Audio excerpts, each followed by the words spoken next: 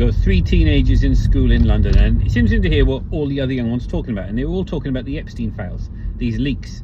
And my teenagers said, Dad, you were right. You know, you said years ago the world is being run by a group of pedophiles and pedivores, people who eat children. It's all to do with demonic worship, Satan worship, Baal worship. It was the same in Bible times. There's many scriptures in the Bible that talk about the Baal worshippers. Baal is not Satan. He's one of Satan's princes.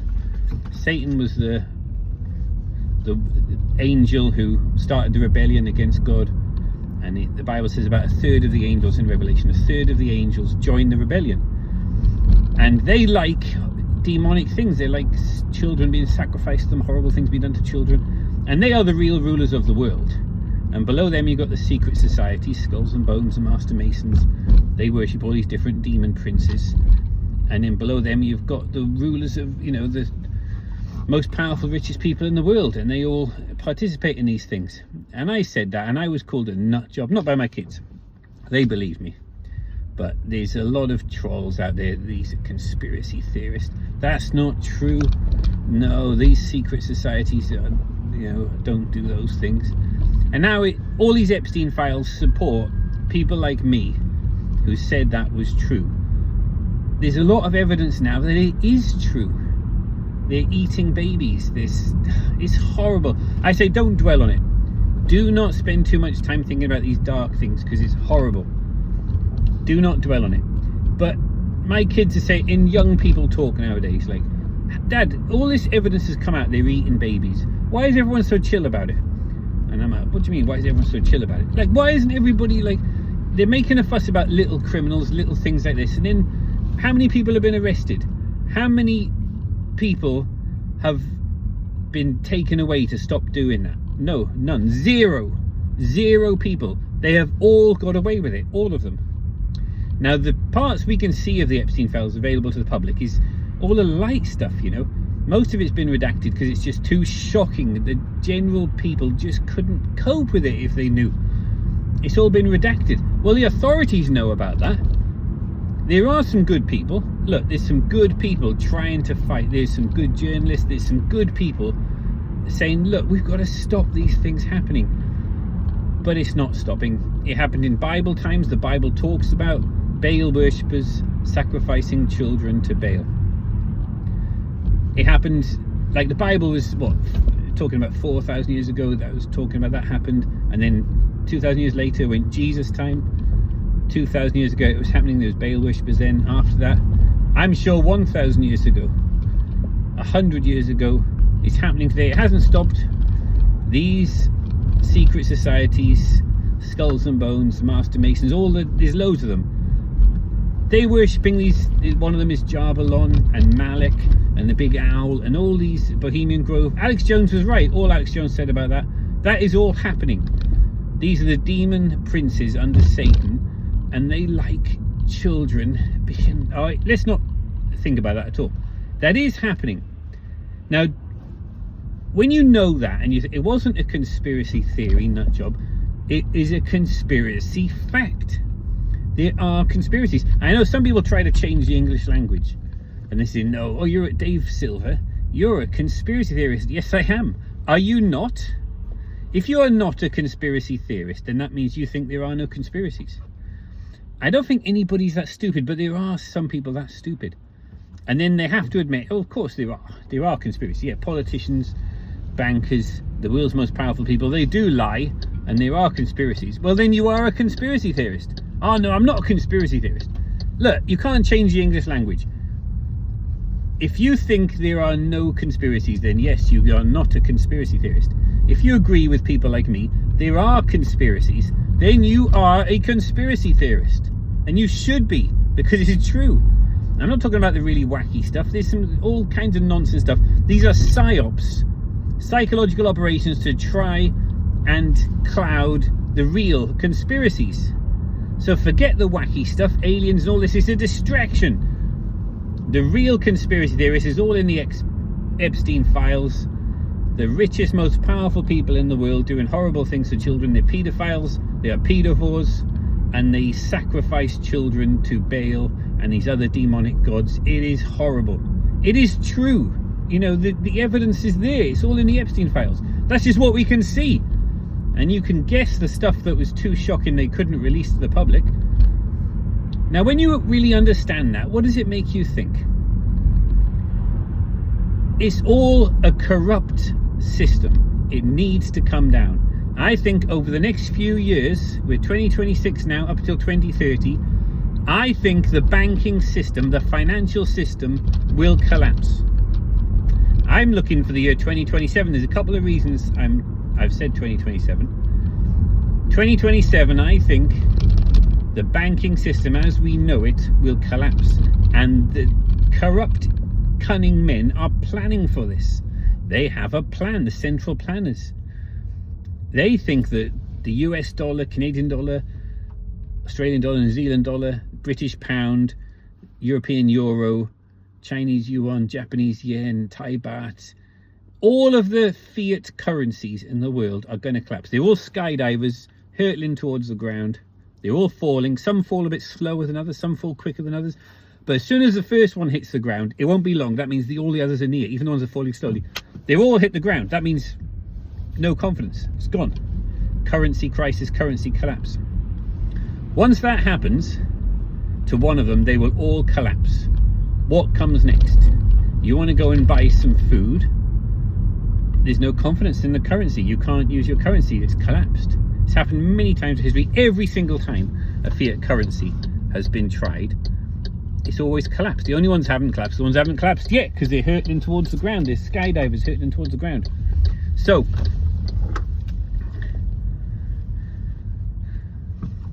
well, I'm going to park over here. I'm just going to look for somewhere to park. What will it be like? I'm going to give you my take on what it will be like. What I think is, I don't know which currency will collapse first, but one of the main fiat currencies will collapse, I think this year or even next year. I'm just parking up in a very difficult place.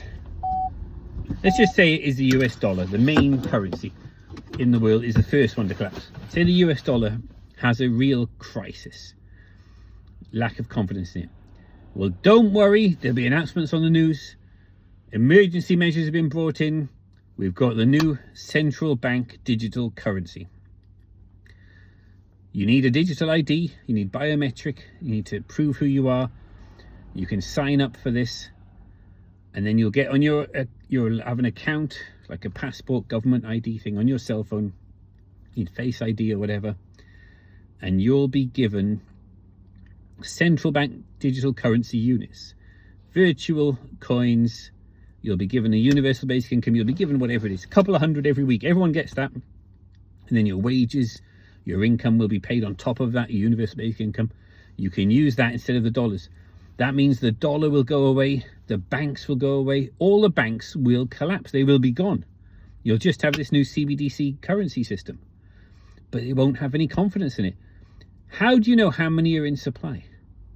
Elon Musk talked about these magic money computers where the cunning men can just type in any amount they want. And they've told us this, but they said, oh, we did a bit of quantitative easing where we just expanded the currency supply out of thin air, but we're going to stop that now. No, they never stop that. It's continuing all the time. Now, that'll be the same with the CBDCs. They can just type in 1 billion.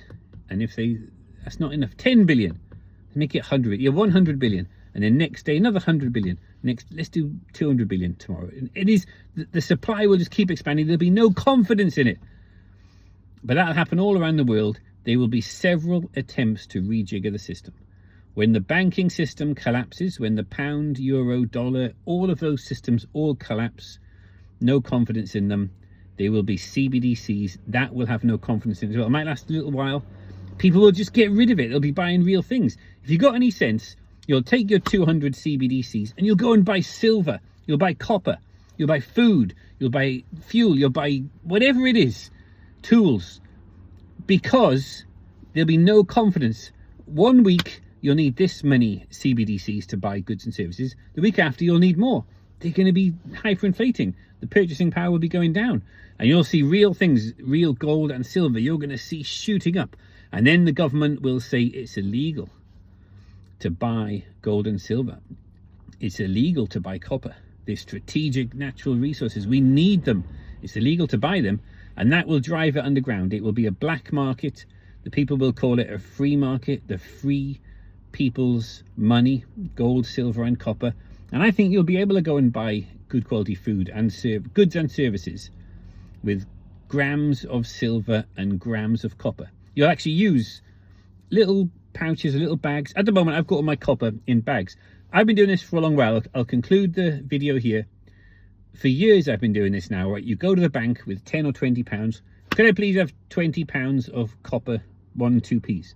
And they give you them in these bags. You get the bags for free. Each bag is £1 face value. I don't know what that is in weight. 1p is 3.5 grams. So 100 times 3.5 grams. Yeah, that's right, for 100 pennies. And I put them all on the table. I got like 1,000 of them because 10 bags for £10. And then you use a big magnet, and the kids do it with me. It's fun. You suck out all the ones that aren't copper. Everything minted after 1992. So 1993 onwards, they're not copper. They're steel. They're worthless, valueless. The magnet takes them all out, and you put them back in the bags, and you weigh them to get £1 bags. And let's just say it's 50-50. 50% copper, 50% non-copper.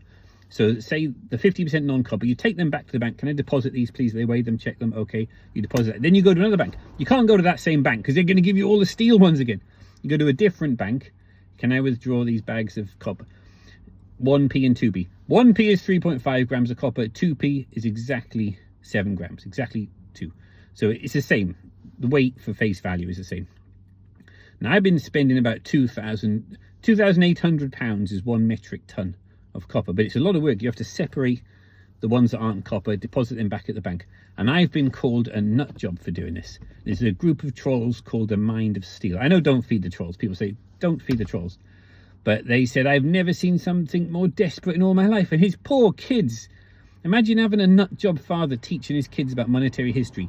And for years you've been sucking out all the non-copper ones and depositing them back at the bank. And you're keeping £2,800 worth of pennies in these bags. They're in £1 bags, all these copper pennies. And I put them in boxes, and it takes up a lot of space. And it's a lot of weight. But this is going to be useful when the currency crisis happens. When the banks collapse and the cunning men who are doing all these evil, horrible things to kids, when they lose all their power, because when the banks collapse, they lose their power. When the monetary system collapses, it will be chaos. You can go and buy, and there's communities of producers of food, people who are producing, don't have to be farmers, but if you're producing eggs, milk, cheese, kefir, you know, cottage cheese, cream, all these dairy products from goat's cheese, and sheep's milk is good as well. Sheep's milk, goat's milk and cow's milk. Eggs, good quality eggs, unlicensed chickens, haven't been vaccinated, and good meat, goats, sheep, lamb. I love lamb. Lamb is my favorite food. Good quality lamb. Unvaccinated sheep who are just eating their natural food source, living wild. In Wales, there's more sheep than there are people, and it's very good quality meat. I love lamb stew, lamb, everything, ribs, everything. It's so good quality food. And you can go to someone who's producing good quality food, and you could try and get rid of your CBDCs first. Every time, as soon as your CBDCs come in, universal basic income, spend that on real things straight away. Don't keep, the next day it's worth less, the next day it's worth less. Spend it as soon as you can. And after that, and there might be an allowance how much you can spend. If you spend all your allowance, then you use copper and silver. And I think there will be this, you can use copper. The pound will be gone. The penny, it won't 1 penny, 2p. That face value is just gone. That system is gone. But it's the weight of copper. There's people talking about this now. Is copper the new silver? Is it worth stacking copper? Yes, it is. But don't go and buy these fancy copper 1 ounce coins. You're going to pay hundreds of % more than what I pay. At the moment, for 1p, 3.5 grams of copper. So 10 of those would be just a little bit more than a troy ounce, 31.1 grams. So for 10 pence, I can stack about 1 troy ounce of copper, because it's not 100% copper, it's like 98% copper. So for 10 pence, 10 1p's is just over 1 troy ounce, and that cost me 10p. On eBay, that's like £6. Seriously, £6 for 31.1 grams of copper. Well, that is just overpaying by a long way when I can stack it for 10p. and I've stacked 2,000, nearly 2,800 pounds face value. Well, scrap value, that's 1 metric ton. Scrap value, that's about 10,000 pounds scrap value. But looking at the eBay prices of silver, 1 troy ounce is about £6. Oh my word, my 1 ton, 2,800 pounds of pennies is probably worth 30,000 pounds going by eBay prices. But forget that, because the banking system is collapsing. I'm talking about once the banking system's collapsing, then I'll be using these pennies for buying goods and services on the free market. And silver is but silver is so valuable, you know. A little bit of silver will buy you a lot, and you'll get change in copper pennies and 2p's.